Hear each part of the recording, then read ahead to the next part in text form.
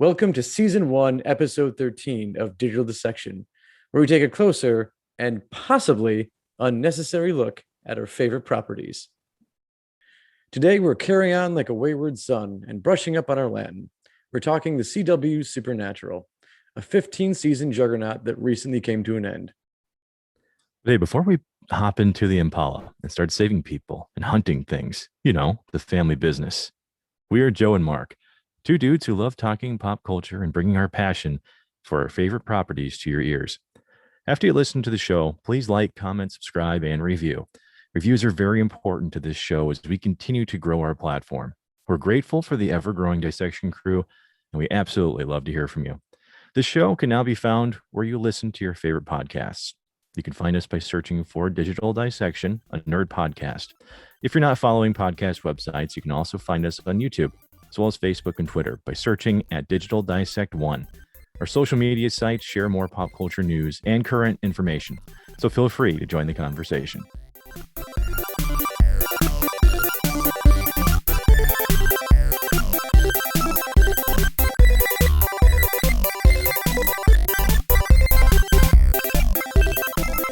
Joe, I remember being introduced to Supernatural. This would have been about 5 or 6 years after it started. So you basically then picked up right after the core story was just wrapping up then. Yeah, season 5 had just hit DVDs. I won't get into too much of the personal struggle at that time, but long story short, my wife was actually overseas. We were dating back then. And while she was gone, I thought, what could I watch consistently for the better part of 5 months while drinking copious amounts of Crown Royal? And yeah, what would enter but 5 seasons of Supernatural ready to greet me as a friend? And oh yeah, my wife actually gave me the first 4 seasons to watch when she left. So I dusted off those DVD box sets and got hooked almost instantly.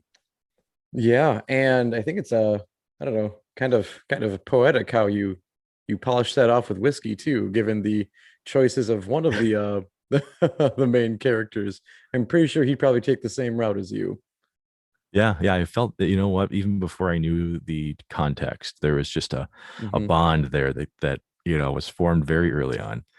Um, but I Mhm. think the best thing about Supernatural, though, is that there's something about the show that can appeal to pretty much any audience.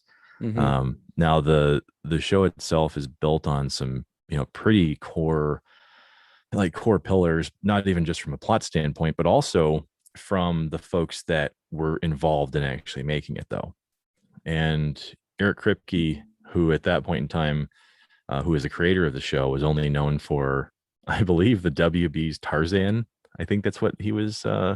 His most recent credit was when he first pitched the show. Oh wow. I I don't think I ever watched Tarzan. I'm gonna be I completely don't think honest. anyone. No. Yeah, I don't think Yeah. anyone ever watched Tarzan. Yeah, I think the CW itself actually forgot that show was ever on air because it's like you see like a lot of their older stuff pops up in syndication or on streaming websites, and Tarzan is not one of those things. Oh heavens, no. Yeah, and that's actually a really good story to tell, is how he pitched Supernatural to the network, because originally it was supposed to be about this traveling reporter, Hmm. and he would run into monsters across the country. And so the idea of this time zone traveling person or persons, this was always in the DNA of the pilot. But the WB thought, and which I thought was smart on their behalf, was to Hmm. say, well, people have seen this reporter trope before, Yeah. and to put all those expectations on someone who has no training and fighting things, and Hmm. let's not ask people too much here to accept from day one. So I think actually on the spot, he came up with the idea of two brothers. So it was like he was in the pitch meeting with WB and just goes, but wait, instead of a reporter, it's actually two Two brothers. brothers. Ooh, Yeah. Ooh. family drama. We can do Yeah. this. We People just are, yeah. we just need to get two kind of hot boys or gentlemen to go in that form to get people excited about the drama and you've got a winning show right there. Yeah. Can we have them Mhm. pop their shirts off, you know? Yeah, and we've got a few guys in mind because they're already filming for us. Yeah, this is true. Mhm. Yeah, Jensen Echols was on Smallville, wasn't he? Yeah, yeah. He had a role that was meant to be longer. I think he came in, I think it was like he was in season 2 or 3 of Smallville, and he was supposed to have I'm leaning towards 3, maybe even 4 now. But anyway, he was supposed to have multiple a role that took place over multiple seasons. He was like a student assistant coach like thing, which is a completely unbelievable scenario. It was really dumb. Who is a love interest of Lana. There was supposed to be kind of a barrier for Clark, and then because he was offered the role on Supernatural, he they ended up having to write the character out sooner than they anticipated, so he dies at the end of the season that he's in. Geez, spoiler alert, folks. Yeah, sorry. So if you haven't gotten that far in Smallville yet and you see Jensen Eccles, don't get too attached. He's not around for very long. Well, and then Jared Padalecki, who plays Sam Winchester, he would actually be on, I think, Gilmore Girls, wasn't that what Yeah. he? And Yeah. his name So was Dean, yeah. hilariously. Well, Yeah, I didn't know yeah. that. Like I found that out years after the fact. I was watching with an ex who enjoyed Gilmore Girls. We were watching it, and then of course I see uh Padalecki on there. I'm like, oh hey, that's Sam. And the first thing he says is, "Hi, I'm Dean." I'm like, nice disguise, Sam. Real original. You're not fooling anyone. Yeah. Yeah, it would be funny though, because this is one of the stories that circulated quite a bit when season 15 was wrapping up for Supernatural. But um, you know, Jared Padalecki and Jensen Ackles actually both screened for the part of Sam. And the creators of the show, when they basically had their decision making, who we're going to pick, Hmm. they didn't really have anybody that they thought was a good fit for Dean, and they thought that both of these guys could knock Sam out of the park. And so it was like a chance encounter with one of the producers, and they go, "Well, wait a second, why don't you just have Ackles play Dean?" Yeah, like, if you can't separate with both of them, just keep both of them, make one of them Dean. That makes sense. Yeah, That's a yeah, good idea. Brilliant. yeah, dude. It was just as crazy as the improv of making the characters brothers. Like all of a sudden, Hmm. someone just goes, "Yeah, make Ackles Dean. He can handle that." And next thing you know, yeah, history's made. So yeah, that early improv in the series was kind of funny. But people that they roped in for this series, though, who kind of helped solidify the series, would also kind of happen by chance, because Hmm. you've probably seen the name Bob Singer in the credits for the show quite a few times. Hmm. And they use his name is literally one of the characters, Bobby Singer, later on. Yeah, which is Um, also a fun thing later on in one of the episodes with Bob Singer and Bobby, but we'll get to that later.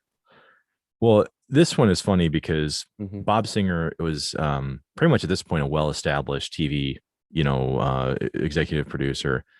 And you actually, if you ever go back and watch Lois and Clark, There he he is. was, yeah, he's on that Hmm. show too. He was also on V and another one that I can't quite remember. But some of the humor that came into the show is attributed to Bob Singer, because I think it was episode 4 is where he stepped in, Hmm. and whoever the guest director was for that episode, person just for some reason couldn't do it. They pulled out, and Bob Singer got the call up, and they said, "Hey, can you do us a solid here?"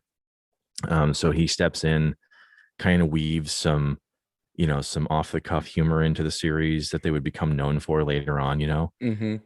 Like, because they still relied on a good amount of method acting in this show to keep things relatively serious, right? There's a lot of drama in it. There's some pretty hard topics that come up. But yeah. So Bob Singer kind of vaulting into this just accidentally, right? Like he's Hmm. a big part of the foundation of the show. Um, and then I guess the other person that I wanted to give a little bit of credit to here before we kind of dive into the core show itself was Kim Manners.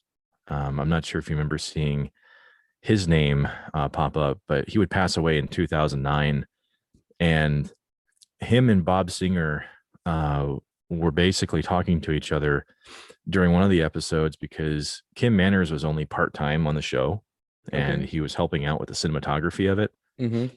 And Bob Singer realized in the very early parts of the show that he's like, I can pretty much tell when Kim Manners is here.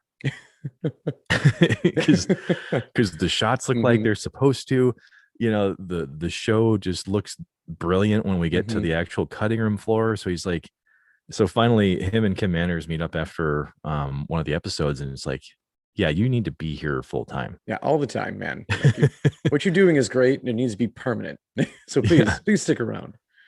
Yeah, and it was a shame that Kim Manners passed away in 2009, Hmm. but he did fucking great work for the 4 years that he was there, and it kind of kept that look for the whole rest of the series. Like you've seen this plenty of times, Joe, watching the show, where you see like the heat kind of rising off the pavement, Hmm. and in the waves of the heat you see that black Impala, slowly driving up. Oh yes. Hmm.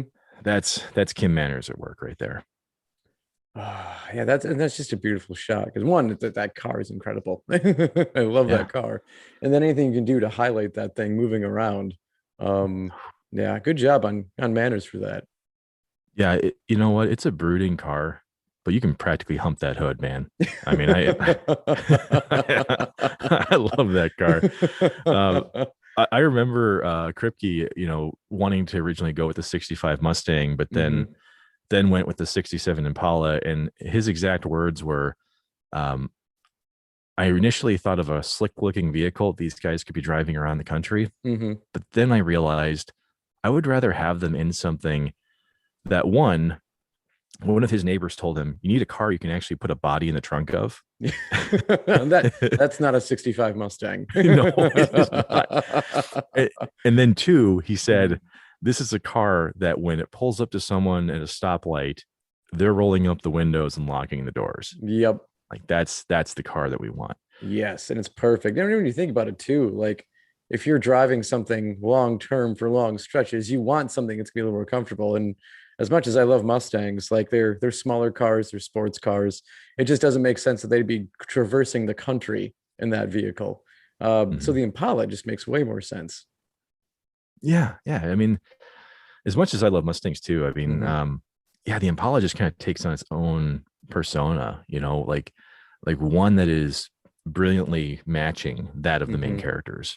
And so this show would, like I said before, be appealing to a lot of different people because it gets into a lot of cryptozoology. Hmm. Yeah. So, I mean, there's a lot of tales that people know about all across the country. Some of them are as specific as maybe a region. Others might be as unique as maybe a county, right? And so the Supernatural team did a really good job of picking some of the most well-known ones, obviously as we went along. Hmm. But then they would also do a really good job of kind of blending certain aspects of ghosts and poltergeists and corporeal styles of creatures and all that kind of stuff. And Yeah, they really did, and they had kind of a fun, maybe a recognizable formula to the show, where you had the ongoing story going on throughout the background, but they'd have basically episodes where that main story would take a back seat, and you just see the brothers hunting something, and that's where this more localized cryptozoology monsters would pop in the show. Um, Especially we'll Mhm. get talking to like the basically the main idea, the main story of the first 5 seasons, which is honestly some of like one of the best things, if not the best thing that CW has ever done, is the first seasons of Supernatural. Um, Yeah. but yeah, like it's just fun for them to explore like these more um, local myths and legends and things that are in certain areas across the country Yeah. as they Yeah. drive everywhere. Because Dean is, of course, as it turns out, afraid of flying, and that's why he drives everywhere.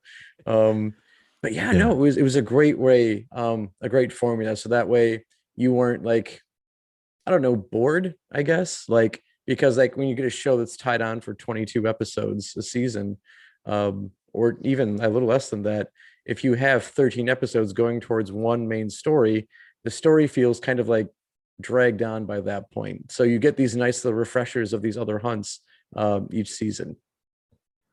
Which is a great point that you make because you're totally right. Even when I watched the like original X Files, and I might get some hate for this, but hey, that's what comments are there for. Hmm. Even when I watched the original X Files, I feel like there were episodes where I would kind of check out. Yeah.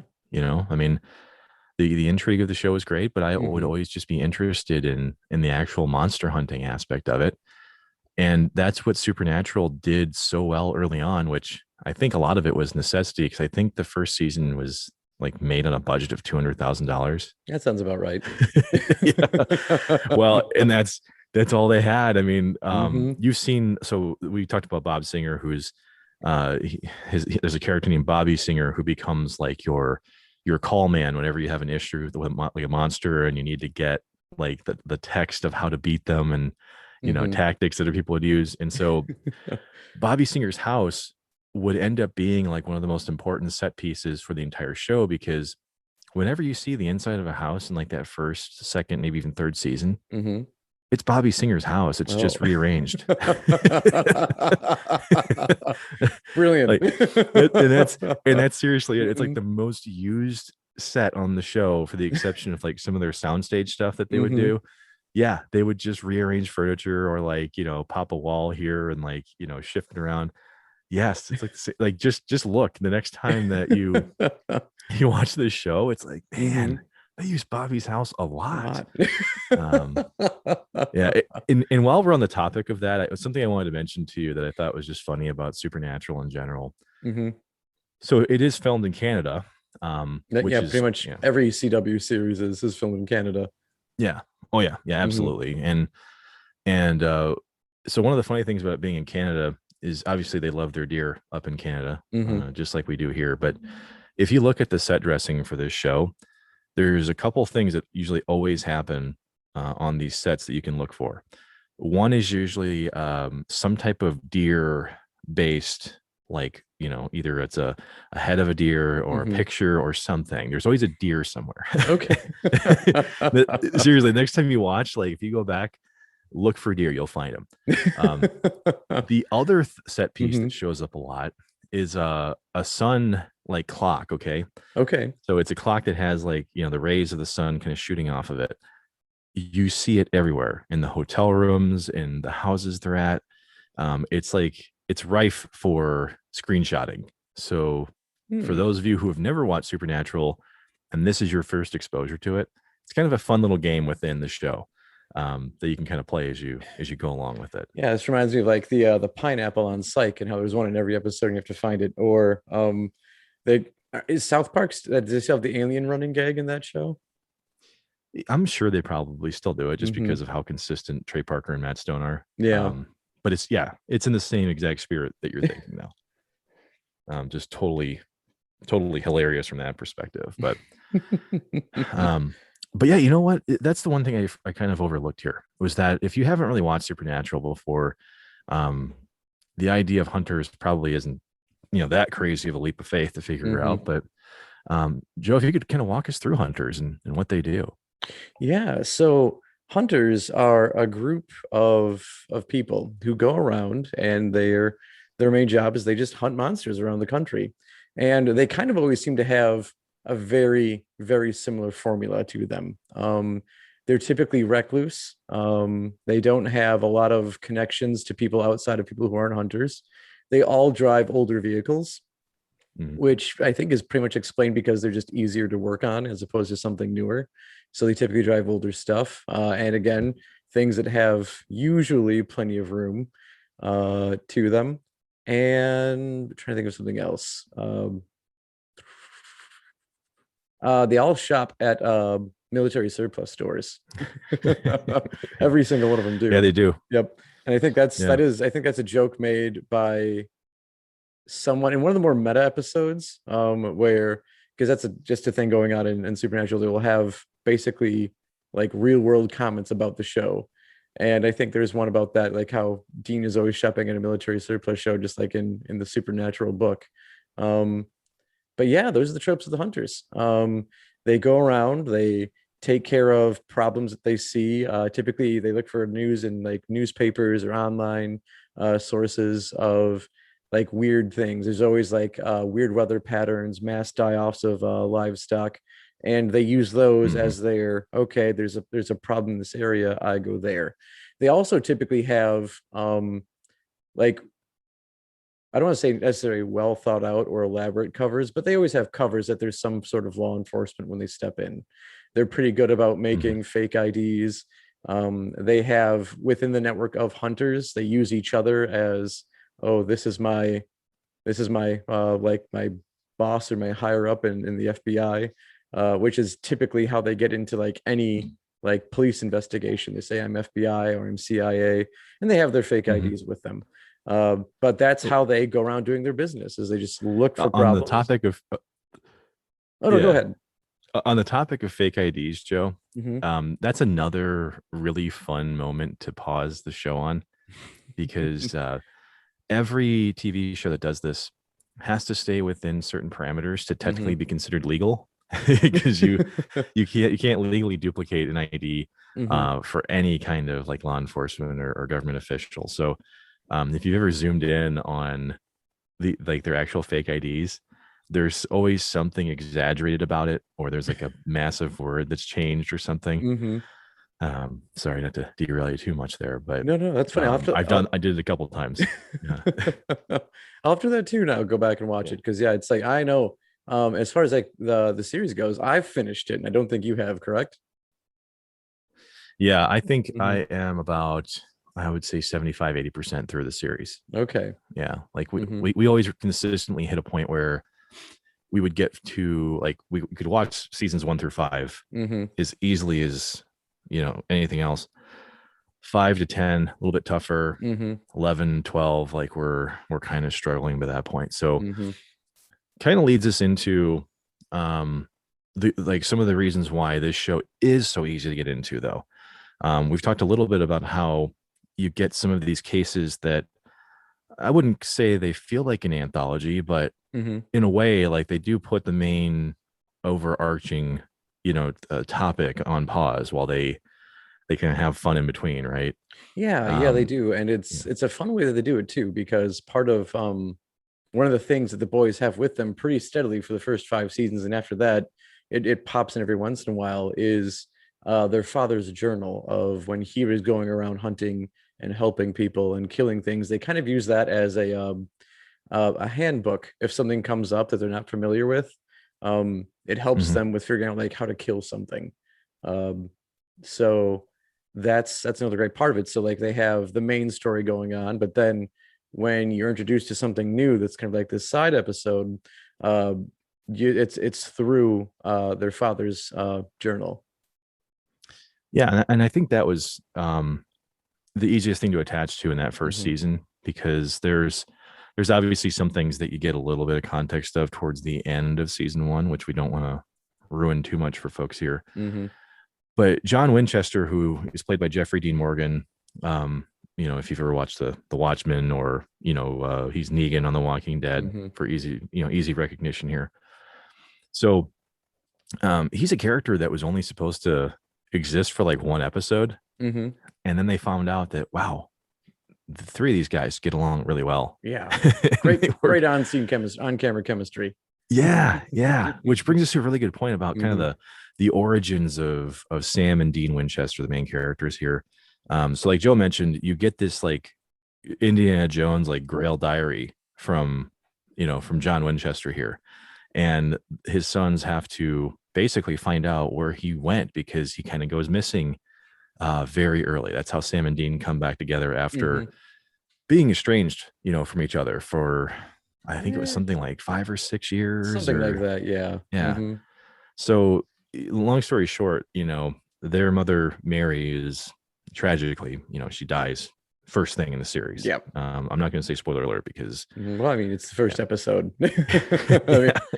You're gonna find that out pretty soon. yeah, you'll find it out pretty quick, everybody. It's not even 5 minutes. No. So she dies right away, and it sends their father John into this, into the hunter life, because he's trying to figure out who the hell killed my wife. And I think the specific date was November 2nd, 1983, because I remember in the voicemails that you hear when Dean is checking like the multiple different cell phones, is once again, this is another hunter thing. They all have like 30 cell phones. Yep. for different reasons. So I'm pretty sure that Dean says, if this is in relation to 11/2/83, I'll call you right back. Mm-hmm. And so that really leads you into like the early foundations of the series, is that they're trying to figure out how their mother was murdered, or at least their father, John, is trying to figure this out.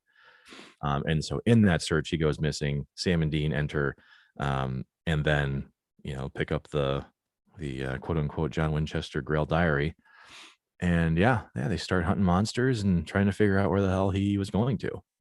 So it's a fun mystery to start off with, to kind of Mm-hmm. pull you right in, because you've got the intrigue of a universe that you don't quite understand yet, but then you've also got the familiarity of monsters that you've heard of before, whether it's like werewolves or the lady in white, Mm-hmm. those pretty consistent horror presences that you see across media. They kind of rely on those right away. Yeah, and again, just it's fun world building that they do in the first few seasons there.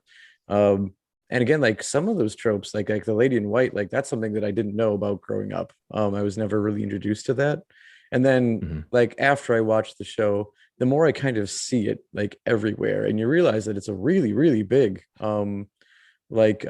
sightings or like a paranormal thing in both the lower United States and through Central America of these Yeah. ghostly women who either go after single men or like children for Mhm. various reasons. But they do a really great job of exploring a lot of that local lore as they're going through their dad's journal trying to find him, um, Mhm. which really kind of brings us into that kind of like the 5-year plan. Not like, a bad Adam Sandler movie where you've got Sid who's got a 5-year plan and ends up working at a Hooters within the first year of working with knowing him. Um, but the original vision for this show was to only go 5 seasons. So it was going to be a direct starting point with what we talked about with their mother being killed, dad goes missing, and they're spending time trying to find dad and figure out why mom was killed. And like you said, Sam and Dean start off estranged because as you find out through the seasons, Dean has a lot of respect for their father, whereas Sam like really doesn't. Like he really did not get along with their dad. And you figure out at one point, Sam says, fuck all this, I'm leaving. And Yeah. he goes off to college to live his own life. And that's where we kind of the story picks up even in the first episode. You get the death of their mother, and then you see I think the boys and the dad. Then it's several years later, and it's Dean coming to where Sam's going to college, saying, "Hey, Dad went on a hunting trip and hasn't come back." So that way, it just sounds like to anyone else, like, oh, like their dad just went hunting. None the wiser that means monsters or demons. It's probably like a bear or deer or something, and he just hasn't phoned in, so the boys are gonna go check on him. Um, but that's where like this trail of like breadcrumbs starts them to try and track down their dad. And after finding their dad, you kind of get this much bigger picture of what's going on. Yeah. And you start to find out too that John Winchester knows far more than he ever lets on, Mm-hmm. which is what really pisses off, Sam, because Sam's obviously smarter than Dean, right? Yeah. Like Mm-hmm. Sam's just kind of brilliant. He's, I think he's meant to be he's going to medical school. Is that what he's doing? It was It's either medical school or law. It was one of the law. two things. Yeah, I know he's like, is it Berkeley? I think he goes to Berkeley It or was something like Berkeley, that. yeah. Mm-hmm. So I mean, Sam is very smart, very intuitive, and so him and his dad just kind of clash no matter what. Mm-hmm. And yeah, Dean just kind of falls in line and believes everything he says and trusts it, And so um, the fact that John knows more than he tells you, you find that out, and it kind of carries you through that first season, Mm-hmm. right up until the beginning of season two. And so, to your point of this 5-year plan and the original vision of what was likely to happen here, um, once again, it makes it so much easier to consume because those 5 years do feel like they were meticulously planned. Yeah. Um, there's not a whole lot of stray details or, Mm-mm. um, yeah, things that happen where you kind of raise an eyebrow, and I mean, it keeps you pretty grounded within the rules that they set. It really does. And then one thing that they do really well is uh you can say like a raising of stakes or power scaling through those first 5 seasons. And when I say power scaling, when you look at the monsters or the things they're fighting, you'll see at first they struggle with vampires and werewolves, wendigos, and like a few like different I think skinwalkers was one of them. Hmm. But then like the big bad of season one is a demon, and a demon is very, very difficult for them to deal with. And each season they introduce another kind of like either big bad or something that leads up to them trying to tackle the demon. And all of it makes sense. Like they have demons, and eventually you'll get to angels. And even you figure out like the angels aren't necessarily always nice, which is fun, is that the Yeah. angels are actually kind of dicks, as it turns out. But Yeah. it is great that like you see this, and then there's a constant struggle with those two, that consistently those are the two like hardest things for the heroes to deal with. And that Yeah. kind of gets And lost after the yeah. first five seasons. But no, yeah, go ahead. Well, yeah, and it definitely does get lost after, yeah, the first five. But during the early portions of the first five seasons here, Hmm. it's you would think that in a show called Supernatural that angels and demons would exist, and Hmm. and that this stuff wouldn't be confusing to anyone. But you start to find out that angels and demons have kind of a balance of their own, Hmm. and they're kind of held to certain rules that kept them in check until the events of um, season two. Really, I think end of season one into season two, those things start to unfold a little bit more. Yeah. Um, so it's kind of similar to the same reason for why Ghostbusters works so well. Hmm. You're introduced to elements that at first can feel random, but like you said, they power scale. They follow a trajectory that you're slowly introduced to, and so every time you see something spectacular, you just kind of go, well, okay, well, that makes sense because I literally watched someone, uh, murder something with the flamethrower that could Hmm. mimic human speech and run 100 miles an hour. Hmm. So it just makes sense to you. Yeah. Um, by the time you finally are introduced to angels and demons and why they exist, it's for reasons like Joe mentioned that people don't even know how to kill demons in the early stages of the show. Yeah, like that's like Um, huge struggle for them. Like for a while they didn't think you could. The best you could do was just get them to leave a host. But there was no real killing them. yeah, yeah. I mean, if you, Hmm. as long as it's very short, if you killed someone who is, possessed by a demon, well, the demon just takes off. Yeah. And that was the problem. So like even they kind of like had that whole thing where like the person who's possessed is still there. They're just kind of like in the back seat of their own body now. And that was also part of the problem, where if you killed the body, the demon would live on and just kind of keep going. So that was a struggle for the brothers, like to start with. It's like, well, we can keep shooting this person, and all we're doing is hurting the person and not the demon.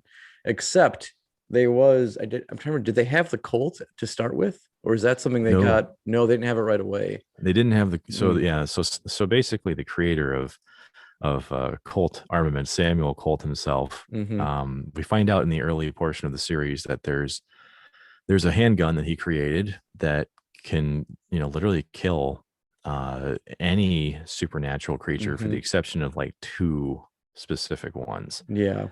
And so that's what John basically gets off of a tangent about here, is because we do eventually find out who the murderer of Mary Winchester is, and the only weapon that can bring him down is the Colt that Mm-hmm. Samuel Colt created. So yeah, they get that midway through season one, and I won't give away the plot point of it because Mm. there might be people finding supernatural for the first time here, because it's true. Mm-hmm. There's plenty of people that say like, well, I can't believe that show is still even going on.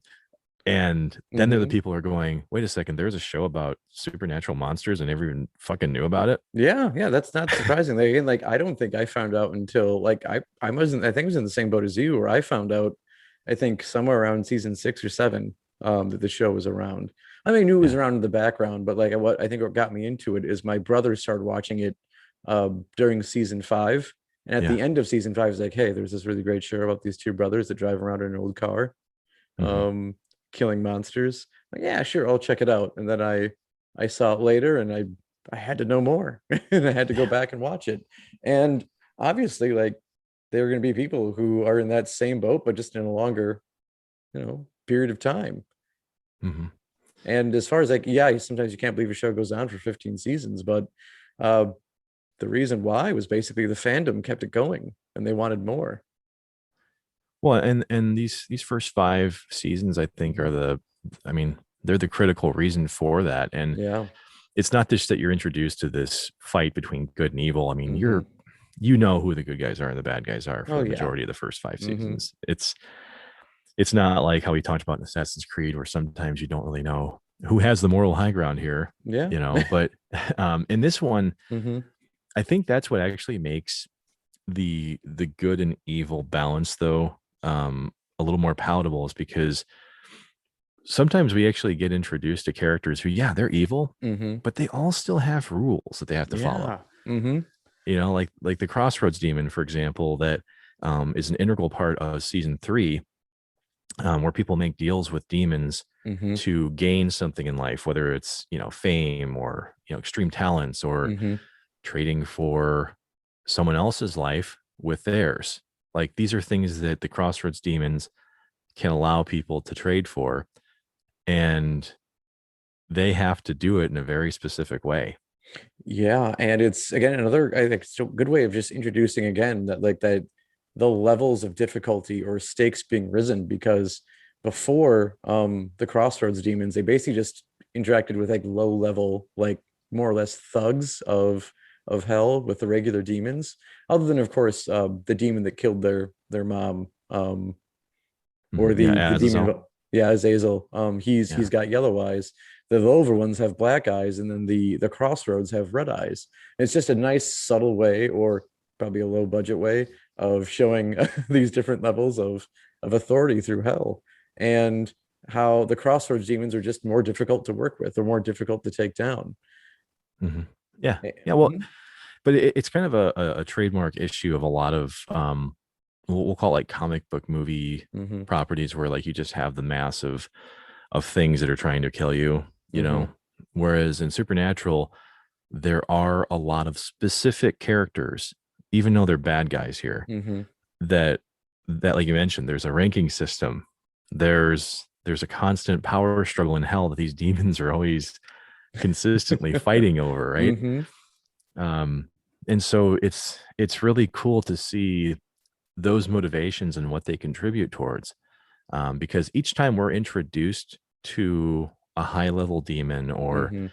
or someone who is trying to bring on what we find out is actually the biblical apocalypse, you know, Mhm. that's a very big part of these first 5 seasons. Yeah. And so we get dedicated time understanding the motivations of each person or each Yeah. character. And it is really great, like you said, like the it kind of seems like the demons are just more or less like kind of going after themselves, or just like they're vying for power amongst themselves, and it seems like this almost like lower squabble going around, but they're still powerful within their own right.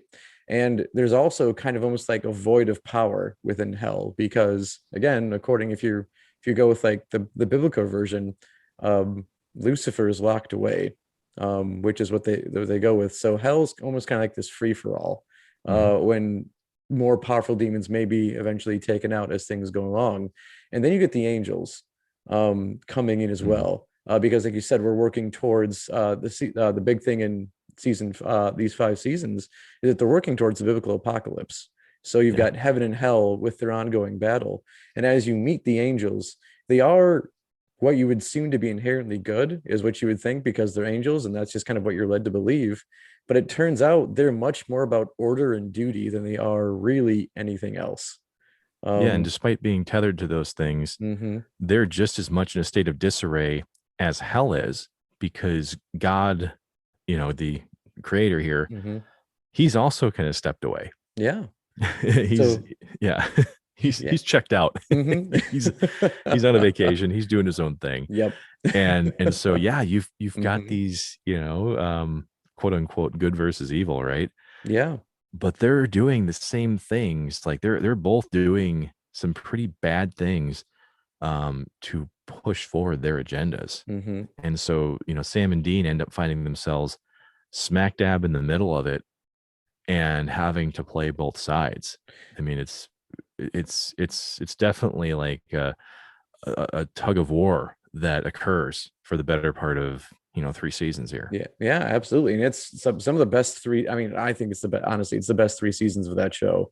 When the angels show up and they're really pushing towards um the apocalypse here.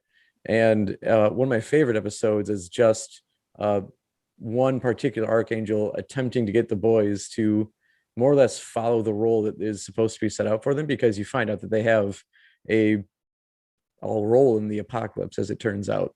I'm not going to say what it is because then I don't want to give everything away, but the boys don't want to take their role in the whole thing because, of course, the apocalypse means the world's going to end, and that's what they don't want that. Despite the fact that that's been that role's been given to them. So there's a particular episode where they have reality warped, and they do make friends with an angel eventually, and they assume that what's warping reality happens to be something they've fought before in another episode. And even the angel is confused over how this thing is as powerful as it is. And there is, it turns out that thing is actually an archangel. So I mean, I might give that away when you find it. I'm sorry about that. There's a spoiler alert. But again, like you're introduced to like this, no, even like another level in heaven with the archangels that the angels can't even touch because they're nowhere near as powerful as the archangels are. And at that point in the show, that's that's the pinnacle. Like the archangels are the strongest things ever. Even the point where the angels cannot do anything when their power is brought in. But yeah, that episode that I was referring to, like, it's just a brilliantly written episode that has a good amount of humor in it that is absolutely great, as the boys are basically forced onto like TV roles. So you get hilariously Dean at one point is on they enter a soap opera called Dr. Sexy. Yes. Which is of course is funny because one of Jensen Echols' early roles was actually on a soap opera as a doctor. So they kind of weave that things that the boys actually did into the storyline. But yeah, like they're on a soap opera, they end up going on a procedural cop thing. Yeah, and they're CSI making Miami. Yeah, they're doing all like the Horatio, like they say something and put their glasses on and walk away. um they take some things on the show and turn it into other things. So like one thing that I know Mark and I will do when something goes wrong in our lives, we'll pull out the Dean voice and invoke his SOB. This is son of a bitch. Yeah, you son of a bitch. And there's a great Yes. part where in that episode where they're on a sitcom suddenly. And yeah. like Sam points something out and just puts his hands on his hips and gives Dean a look, and Dean just looks back at Sam and says, "Son of a bitch." Yeah. And it's like it's really whiny. Yeah. Oh, it's good. Like they found great ways to make fun of themselves in that episode, and really throughout the series they do that. But I thought this episode did it well. But it was an episode that at first seemed like it was just kind of off to the side, but really moved this big 5-year plan forward. Well, and that's kind of drawing back to the conversation about Bob Singer and roping in some of the natural talents of these actors that can be very comedic, but then also remember that you are in a drama about two brothers that are trying to figure out their place in the world. And this specific episode that you mentioned, it taps into this idea that you can't fight what fate has chosen for you to do. Mm-hmm. And so what's really emotional about this is that throughout this 5-season journey, you actually don't just get the present story that helps you understand what fate these two are tied into. You also get to travel back in time to understand how it gets set up.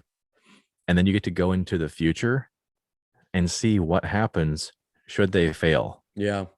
And so it's tremendously hard hitting when you realize just how much it tears apart the brothers, because, like we said, they're estranged at first.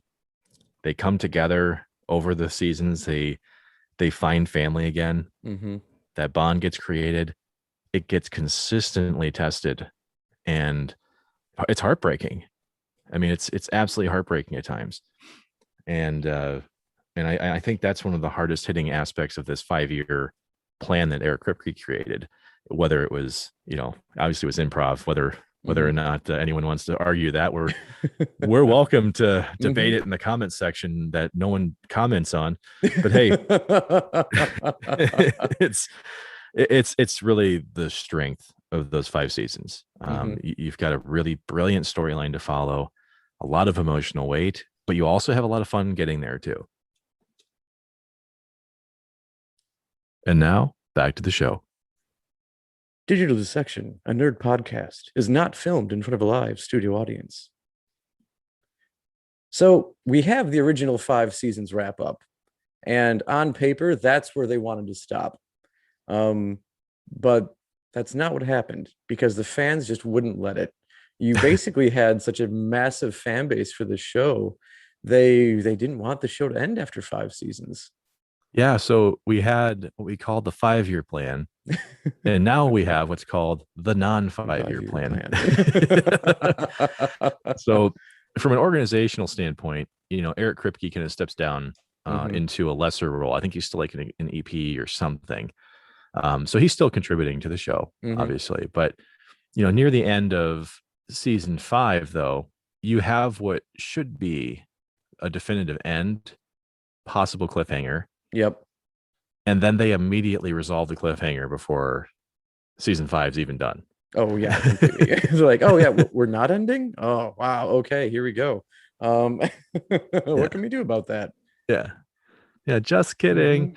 But then you get into season 6, though, and this doesn't ruin it a whole lot for folks, but you finally get some reprieve for Sam and Dean, or at least strongly on Dean's side, where he's not living the hunter life anymore.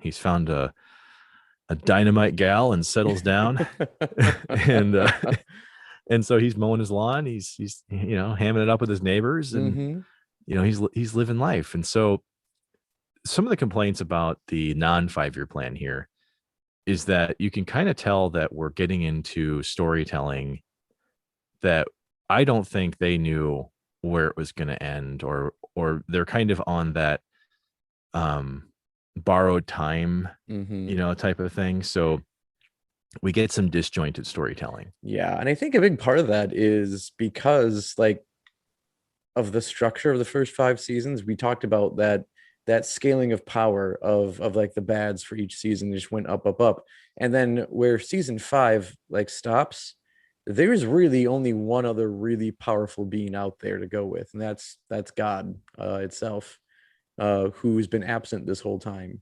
because you've ended the archangels, who were stronger than all of the demons, and then okay, we've only got one other thing we can go with based off of our biblical structure we've built. And I mean, you can't just have God be one season for the show, because the show's going to keep going. It was renewed for multiple seasons after that. So it's like, well, we can't just have God right away next. Like, you've got to do other things. And I think it was that in between God thing. They're like, well, what do we do? Yeah. Well, and so we've already been introduced to a couple standard biblical topics in seasons 1 through 5. So obviously heaven and hell, I don't think we have to explain that to people. But we do get to understand the rules of both heaven and hell. And so that's pretty well fleshed out. That makes sense.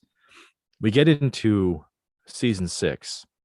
Suddenly we're learning about how monsters were created. And that's actually not a bad part of this. You kind of find out that there's literally alphas of each of the big bad monsters out there. And they were all kind of created in the beginning of time. God kind of goes, oops. Yeah. What, was I drinking that night? What the fuck was I doing? Yeah. Like, wow, that did not look good the next morning. Oh no, this was it sounded better. Looked better on paper than in execution. So yeah, we have to put you guys somewhere. Yeah. And where would they go but purgatory. Oh yeah, good in between place. Yeah. Mm-hmm. Otherwise known as the distance between Illinois going across Iowa, or otherwise known as the eastern 75% of Kansas. Oof, yeah, if you've and then nothing against those states, but if you've had to drive those states, I mean, it's just flat nothing. Yeah, seriously, Oof. it's literally like me wearing a pair of jeans, guys. It is so flat that you know, you do not have to worry if those jeans are level. Let me tell you.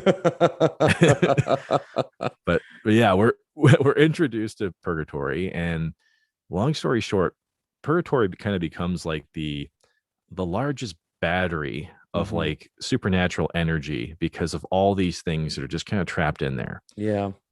And the idea of that's not bad. Mm-mm. I thought that was actually a really, really consistent and cool idea.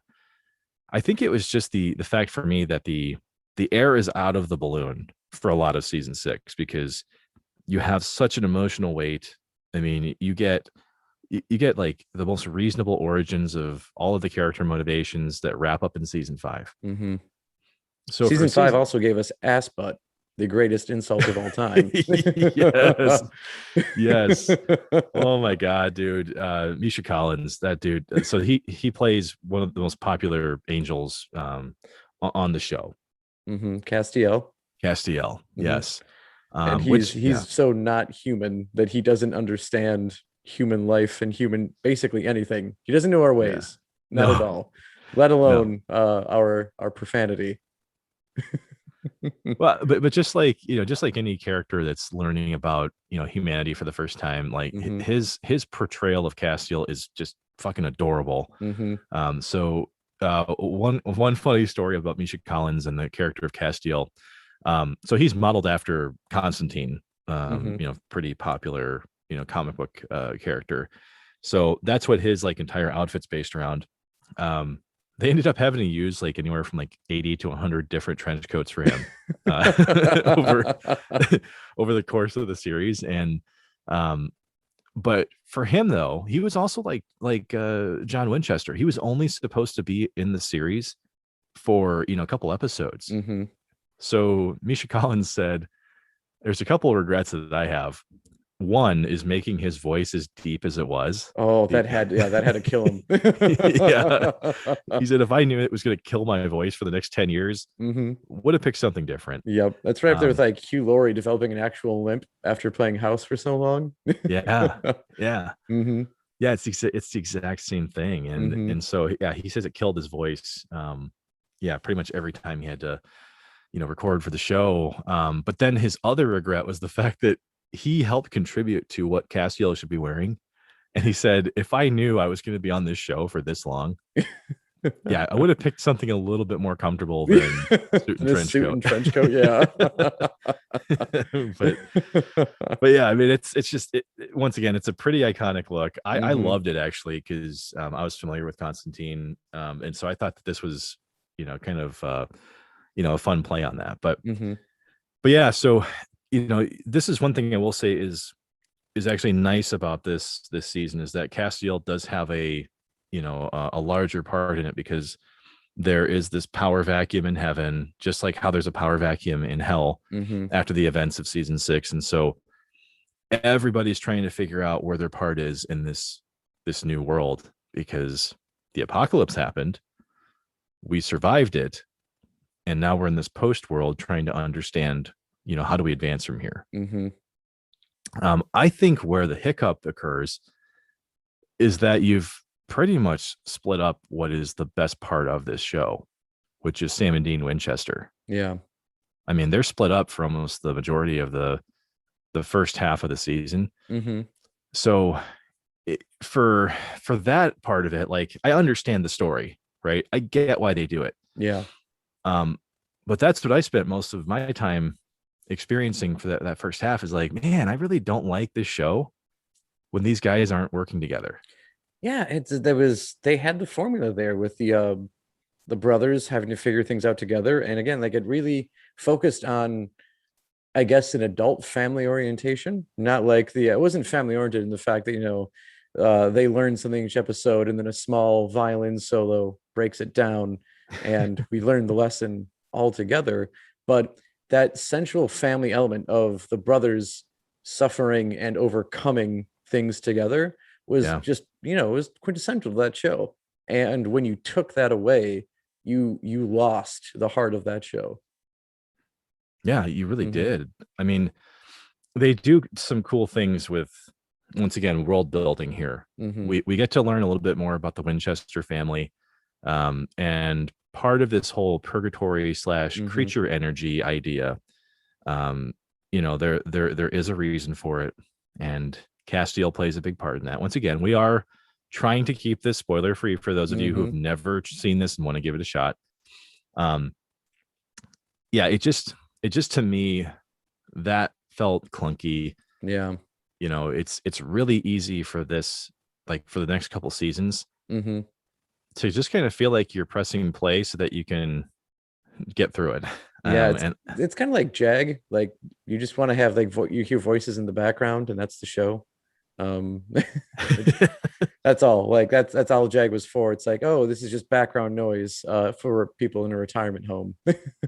That's what it was. Like seriously, how could you make that many seasons about strictly military law? Like not law, like no, like seriously, military, like a court, like courts and attorneys. Come on, that's not a show. hey, It's hey, a mini even series. even Star Trek: The Next Generation only focused on one episode with the JAG officer in like the first 4 seasons, I Yep. think. Hmm. So if they understood that in the 90s, Jesus, JAG. Yeah. What the hell Yeah. were you thinking? But anyway. Well, this is the ambiguity, Hmm. section of Supernatural. Hmm. You've got people who are vying for power on both sides. Yep. Some of these people are supposedly good characters that are doing things that are bad. And so that's where, you had such a build up to the end of season 5 that to see your characters do such a 180. Hmm. I'm not saying it's an entirely bad thing, but it's really hard to get into. Um, Yeah. yeah, Yeah. I struggled with it a lot. Hmm. I No, don't know about and you. I did too. And it wasn't until you got other characters that kind of made their own relationships with one or both of the brothers that made that a little easier. So, like you said, there was that power struggle through both heaven and hell with what's going on, and like heaven and hell have very different issues going on in them. Uh, Hell is a power vacuum because uh, Lucifer is caged or not present. So you have like basically this a king of hell who's just in charge of running things while they're gone. So just basically the demon who's successfully killed any other demon standing in their way, and that's where we get Crowley coming in. And Yes. here we have a very, very like good endearing character where it's he's bad, but you would much rather have him in charge than anything else going on in hell.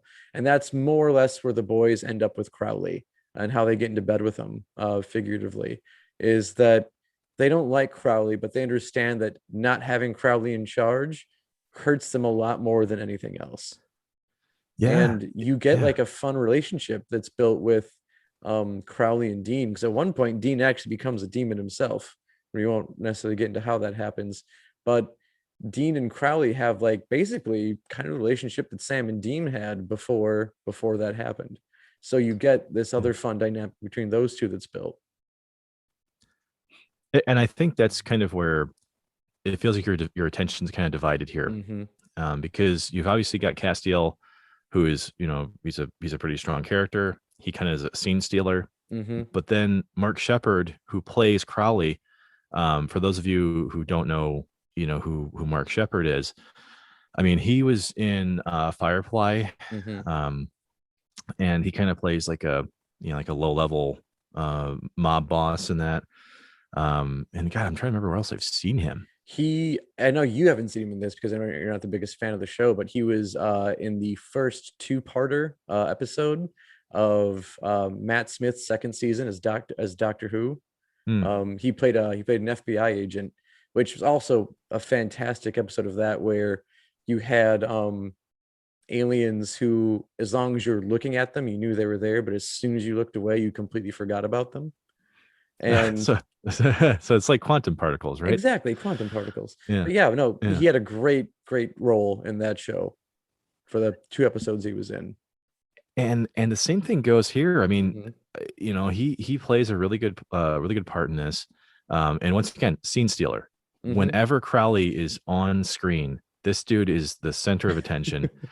I mean, he's sadistic to a point where Mhm, it's reasonable.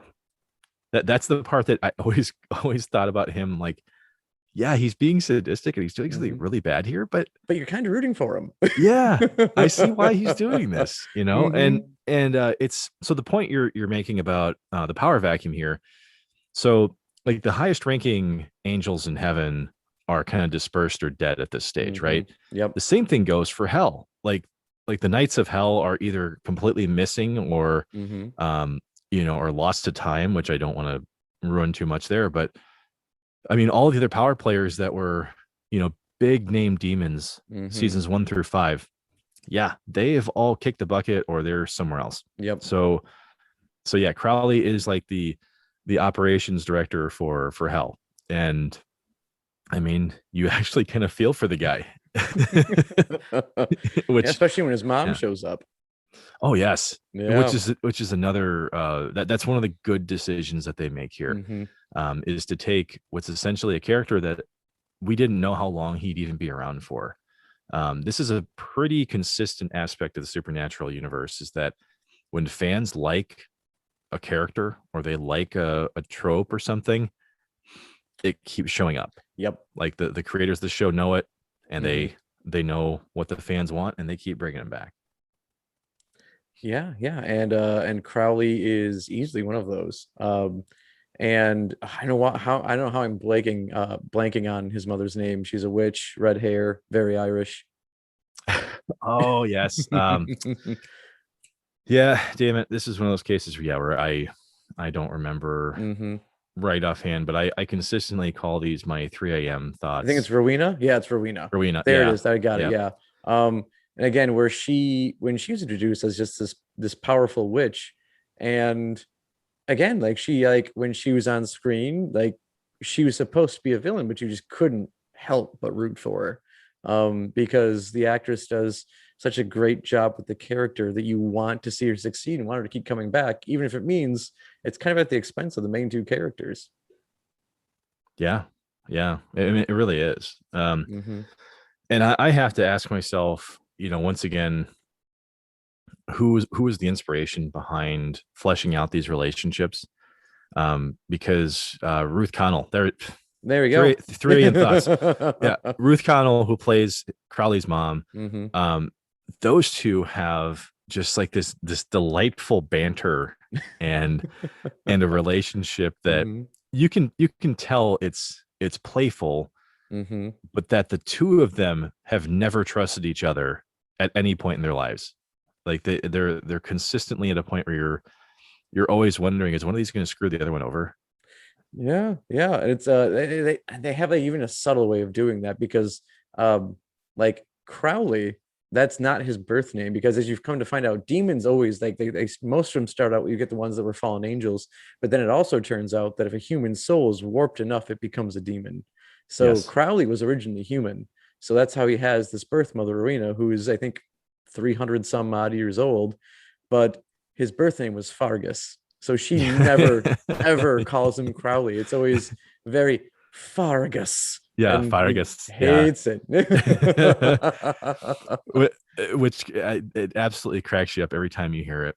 Hmm. And I think it's hilarious you mentioned, or it's actually really topical that you mentioned soul, because we talked a little bit about that um, at the start of season 6, coming into the idea of purgatory, and we called it creature energy, but it's really Hmm. soul power. Like Yeah. literally, souls are what all of the people in charge of hell are trying to gather.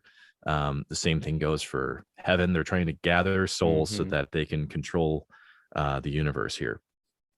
And so that power struggle, I think, for me, it just didn't really intrigue me all that much. No, I'll be no, completely honest. And no. so The character, though, like you mentioned, there's some characters that get roped in, like Rowena. Another one that was really good here, because we talked about how Sam and Dean spend some time apart. One of the really strong characters that gets roped into this is Benny, who is a vampire. And him and Dean end up having to escape purgatory together, because Dean ends up in purgatory after some pretty awesome events with the Leviathan, which, once again, we're kind of going biblical here, digging deep. Yeah, to find some creatures. Yep, they are, because I mean the Leviathan that we get in the show are nowhere close to what's represented biblically, but it was a name and it served a purpose. And that's a season, that's where, like, I mean, the Leviathan season really does split the fan base quite a bit. I personally thought it was weak, but like I really liked the main villain of that season. But yeah, other than that, no. We leave the Leviathan, who were introduced again as a power scaling thing, because angels had issues with the Leviathan, whereas they didn't have any issues with the demons. But yeah, after the Leviathan story is settled, we get to Dean's time in purgatory, where he meets Benny the vampire. And what comes up, one of the things that Dean really struggles with throughout the series is like differentiating between really anything with the monsters they fight. Like in his mind, it's a monster, it should die. But then you get Benny, who is a monster, and yet Dean, for one of the first times in the series, realizes that not all monsters are bad necessarily. And that's why that's one of the strong aspects of this, is that you do finally see Dean start to trust the creatures he's been hunting his whole life. Yeah. There's some ambiguity there. One thing I did want to get to before we got too far away from it, though, in the biblical sense, Leviathan were described as like teeth that were basically surrounded by darkness, like just jagged, disgusting teeth that you kind of look into and you just fear, right? Yeah, there's just these, and on top of that, giant like sea creatures too, I believe. Yeah. But like in the biblical sense, like this is what Leviathan were based on. And so so that's why you find out the relationship between Leviathan and purgatory is because, well, they're some of the most powerful creatures that got sent there. But one thing I do want to mention to you, Joe, before we completely get too far ahead here, the leader of the Leviathan is played by actor James Patrick Stewart, who is actually a Seinfeld alum. Oh yeah. Oh, he Desperado man. Yes. He is the Desperado guy. So I could not look at Dick Roman and not think, oh my God, that's the Desperado guy. But so the Leviathan storyline and, Benny and purgatory and all that, this is where we start to get into some of the storytelling where like you're introduced to like major enemies that pop up for like a third of a season, sometimes a half of a season. And so you never really quite know, like, what's the actual threat here? Yeah. Because you remember when Eve got introduced, right? Yeah, that was when we were figuring out more about, the alphas, that Eve was the mother of all the monsters. And you thought that like she was going to be like the main thing they were going to hunt for the season. And what was it, like 5 or 6 episodes later, she's dead. Yeah. She appears for like she's like a subsect of season 6. Yeah. And you're thinking like, oh my God, like she could legit be a legitimate threat to this universe. And then she's gone. Yep, she's gone. Was that the same season? Yeah, that's the same season where like Dean actually travels back in time to actually get the Colt back. He just takes it from the past. Yeah, he actually goes into the Old West, right? It's it's one with the Phoenix, I believe. Yep. And that's where we get the fantastic Dean line of, "You just yeed your last haw." Yeah. Which I will say, for some of the gripes we have about the next 5 years, right? The non-5-year plan. They did do some of the things that shows that run for a long time tend to explore, which are these non-standard episodes, like this time travel one in the Old West, There was the episode with Dean being like Dr. Doolittle at Yep. some point, Oh, that was talking to great. animals. The pigeon actively trying to poop on the Impala. Yes, yes, Oh yeah, my gosh. There's a musical episode tucked in there too.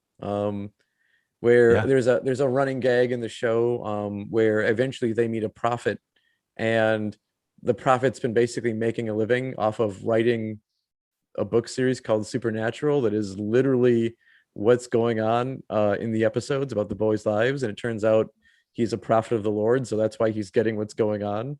Um, yeah. and there are lots of subset stories with that character. And then one of the things that comes out of it is the musical episode where it's a group of like girls in high school who love the book series because that's, as it turns out, is the book series biggest fans, are high school girls.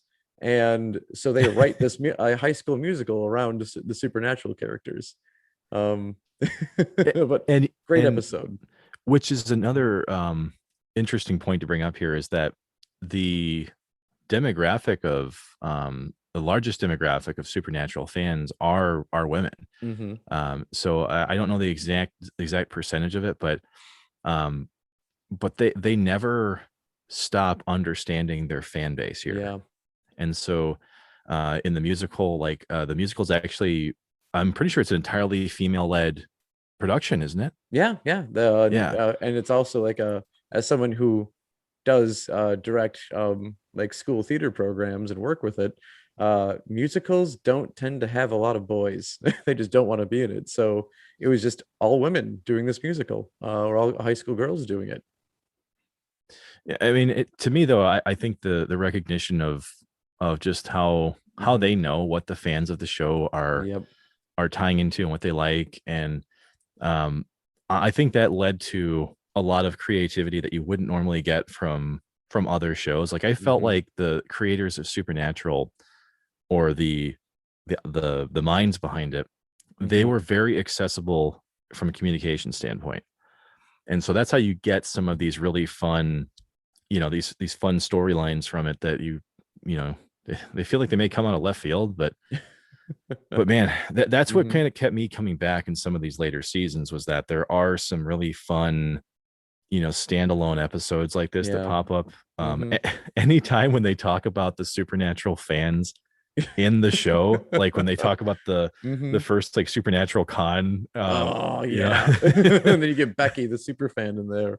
yes, Becky the super fan, and Hmm. then we're introduced to what's known as fan fiction, Yep. and them literally bringing up Wincest, which is which Come is on, man, they're brothers. and if you're not familiar, folks, with this, uh this is a subgenre of fan fiction known as shipping. uh, yeah, where Hmm. where you have characters who are put into relationships they normally either wouldn't have been in, Yeah. or not in, based on like canon of the series, Hmm. right? And so they're very much aware of it, though. They know what Wincest is. They bring it up like 3 or 4 times in the series. Hmm. But these are some bright spots in a what do kind of feel like a disjointed, you know, 5 seasons or so. Hmm. We do get some cool things though, where you explore how the hunters, like I wouldn't say how they first began, but how they organized at one point in the past, with the men of letters. Yeah. And you figure out that the hunters are basically the lower level monster hunters compared to the men of letters. More, I guess they're the snobs of the monster hunting world, and Yeah, also just very well organized compared to the hunters. yeah, yeah. And I will say it's a cool aspect of the history once you get into this, because they do manage to tie that in together with the Knights of Hell that we've Hmm. briefly mentioned here, and how there's some interesting time travel aspects of that, um, which essentially allow these events to unfold. So I wouldn't say that the showrunners at this point didn't understand, their universe. I mean, Hmm. I fully felt like they had a really good grasp on what they were doing with it, Oh but yeah. I think it got too far away from, fundamentals after a Mm-hmm. while. Think of any job you've had where you're trained with a bunch of stuff to learn, Mm-hmm. and then you just forget certain small elements along the way. And so when we say that, or at least when I say that, I mean kind of like what you talked about in the beginning, where you have some of these, they feel like anthology episodes, Mm-hmm. and then you get pulled back into the larger narrative. Yeah. They don't really do much of that anymore. Mm-mm. I mean, it just, or at least they didn't do it within this stretch that we're talking about. No, that the second half of the series is weaker. I mean, you can tell that in ratings too. The first five seasons have really really high, really great ratings, and then they kind of dip after that. And then there'll be like a few seasons where like there are larger things happen that they finally allude to. Really get a spike for a season and they go back down. Um, but yeah, no, it definitely felt like in this season it was less, no, these last five seasons it was less heart and more process than anything else. Yeah, and I agree with you on that too. Hmm. And part of me feels horrible for even saying it. I mean, just because that like Jensen Echols and Jared Hmm. Padalecki and the creators of the show, like they were putting their heart and soul into this. Yeah. I mean, they were having a lot of fun with it. Hmm. They spent a ton of time away from their families to continue creating this show. So I will give them a lot of credit for the things that they did attempt, especially because there's a lot of these episodes that they're very meta. Hmm. Like they get into the process of creating a TV show.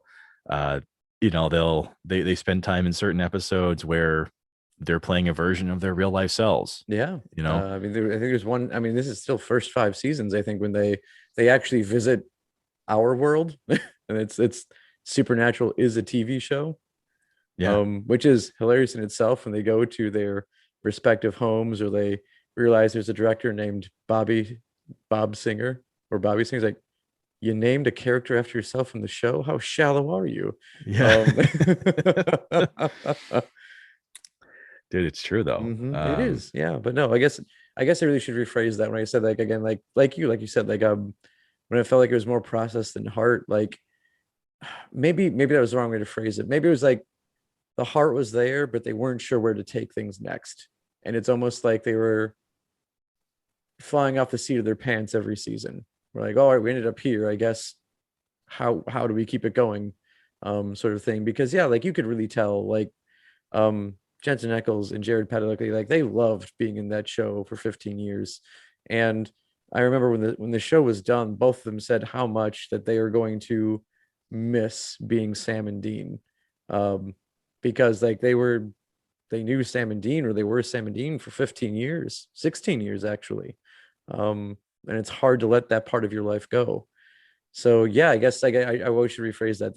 It wasn't less heart, more process. It was plenty of heart, less direction, I think is where I should have gone with. Yeah. Well, I what I do love in the later seasons here, there is the episode The Root of All Evil, Mm-hmm. where Dean thinks that the source of all evil Mm-hmm. is found in a vegan bakery. Oh my gosh, um, yes. and then they actually reference, oddly enough, the Mm-hmm. Changing Channels episode that you mentioned, where they kind of learn their purpose through Mm-hmm. starring on these different TV shows. And Dean, one of my favorite lines from Dean Winchester from the entire series is, "You know who wears sunglasses inside? Blind people Douchebags. and douchebags." I still think of that one. If I ever walk into a building, like my sunglasses need to come off because I'm not blind and I'm not a douchebag. Yeah, I mean, so we when Joe and I were writing this episode, we both said we're not going to ruin Mm-hmm. how Supernatural ends. Mm-mm. What we did want to do was get into why this series did work so well, and even with some of these gripes in, we'll call it the second half, or the, Yeah. whatever you want to call it, the middle third here. Mm-hmm. Regardless of that, the writers never forgot, who these Mm-hmm. characters were, and so that is a consistency that, even despite some of these questionable plot choices and, you know um, I don't want to call them off seasons because I don't hate them, right? No, Like I no, no, don't no. hate these, Mm-mm. but they just feel so different from the original ones. So, but yeah, they never forget the characters. They've always been very strong with the Mm-hmm. characters and the relationships along the way. Yeah, absolutely. I want to say the same thing. Like I didn't hate the second half of the show. The back, I guess you're going to go to the back nine of it. Um, but again, like it just those first five seasons, there was just purpose, there was direction, there was character development. And when you get to the second half of the series, um, it's kind of like, yeah, just what do we do next?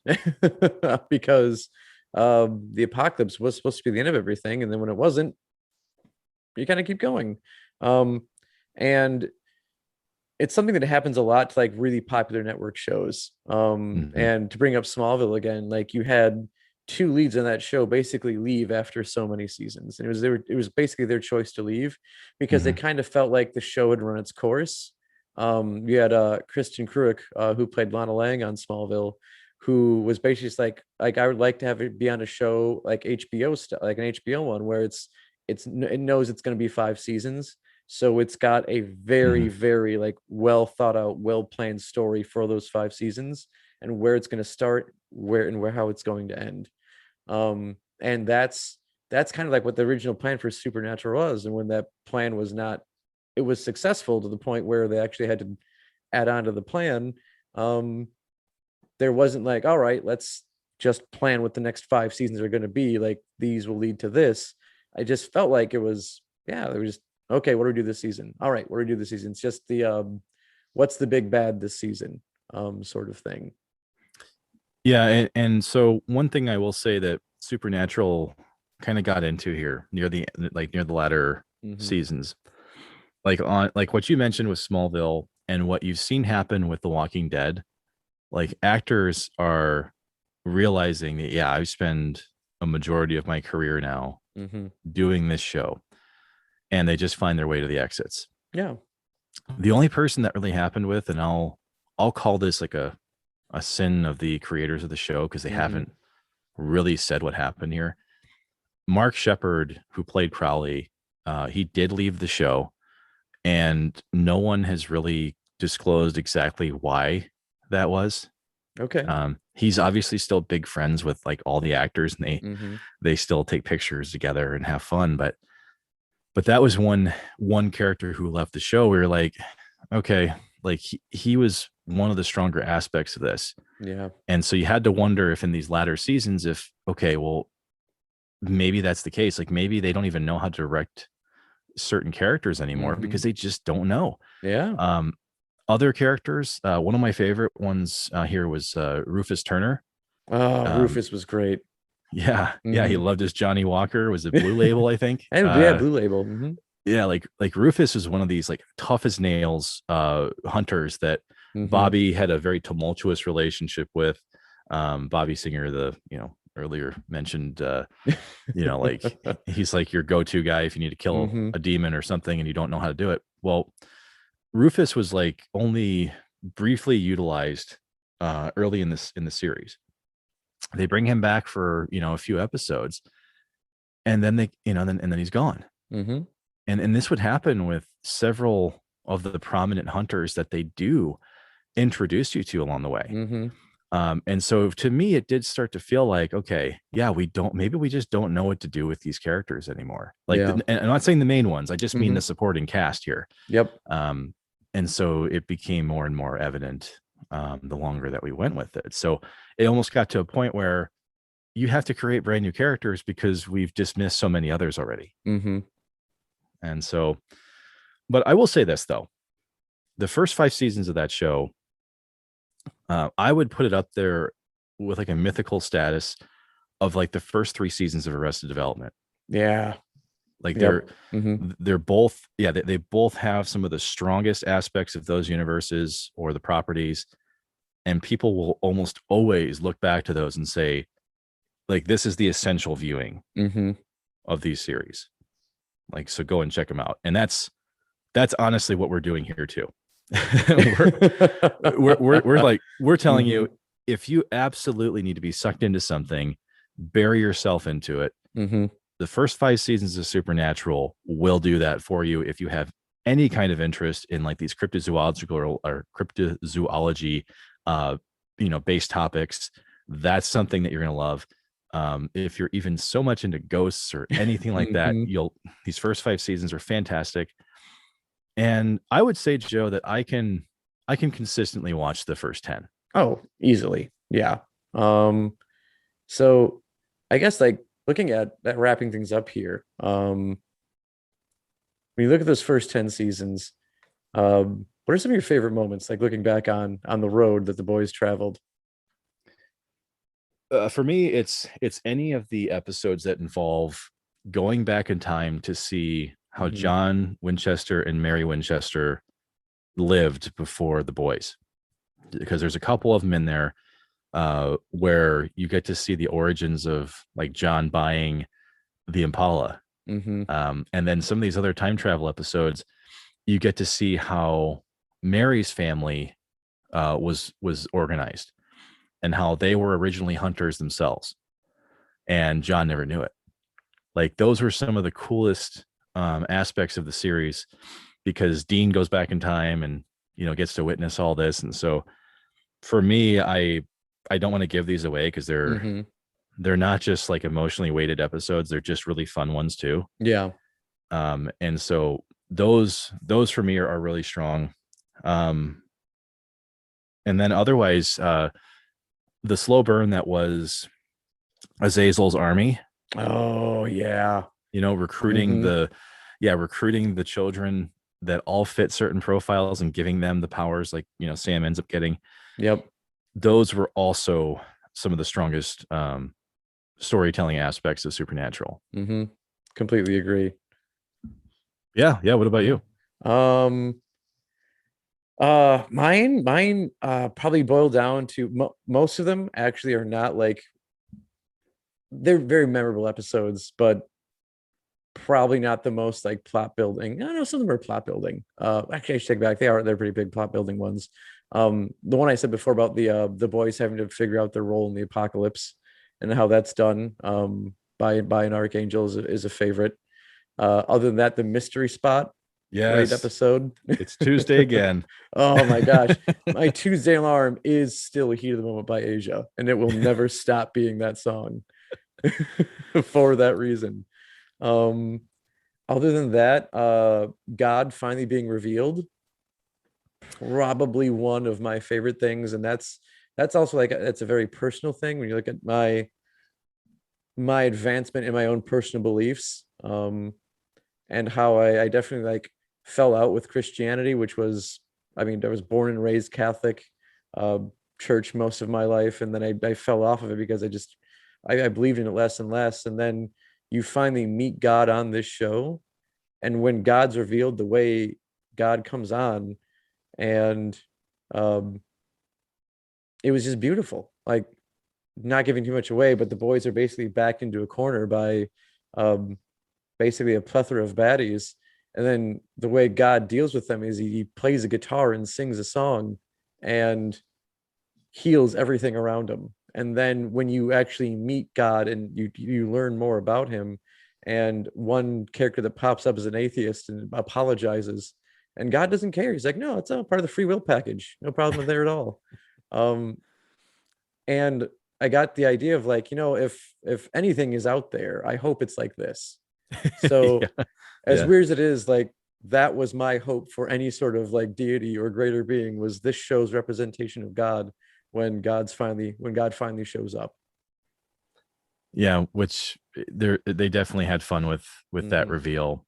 Um, I guess as a sign off here, the last thing I wanted to mention about Supernatural was the music. Ah, and yes. Hmm. and you find out in the very beginning of the show that like Dean and his dad really bonded over classic rock, Hmm. and so Sam also did to an extent, but not to the point that Dean did. No. And so the so seeing the Impala is synonymous for me now, with Carry On My Wayward Son, Hmm. and a lot of other just classic rock that they use throughout the series. Yep. Um, but that's also one of those aspects of the show that really it just kind of took control of pop culture for a little while. Mm-hmm. And I think that's really what we wanted to get to with Supernatural, was that this show did control a good portion of pop culture for the last 15 years. Yeah, it really did. And and Yeah. in a funny moment, we've talked about our ghost busting days in the past, and we showed up for a parade that we were in, and just when our group showed up, Carry On My Wayward Son came on, and all of the other Ghostbusters from different franchises were meeting. Like, when we showed up, it was like Bozo the Clown thing was playing over the loudspeaker. You guys get Carry On My Wayward Son. Yeah, the meaning was lost in a lot of people, Mhm. but for those of us in the crowd that were Supernatural fans, we're like, yeah, that's worth biting the lip for right there. Mhm. Oh man. Yeah. But hey, either way, hats off to Supernatural. You Mhm. know, congrats on 15 seasons. We're gonna miss the shit out of you, and I can't say enough about the folks behind this show. No, not at all. And I'm very much looking forward to driving down to Texas here soon and going to Jensen Echols Brewery, which is called The Family Business, by the way, and having a beer and a pizza at his place. Oh, God damn it. I love these guys so much. I'm gonna miss the hell out of them. Mm-hmm.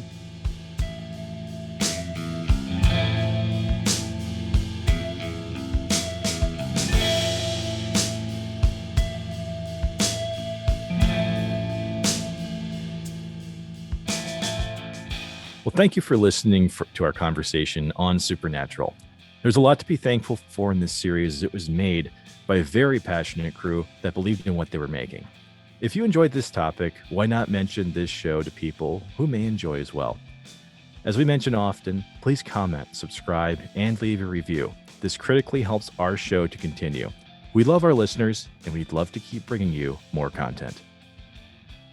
Join us next week for some justice as we dig into the cinematic history of Judge Dredd. We're big fans of the 2012 reboot and think it's an absolutely criminal act that we haven't seen more of that character in popular media. We need more Dredd. And we believe, on good authority, Carl Urban will even do it for free. Until next time, keep on dissecting.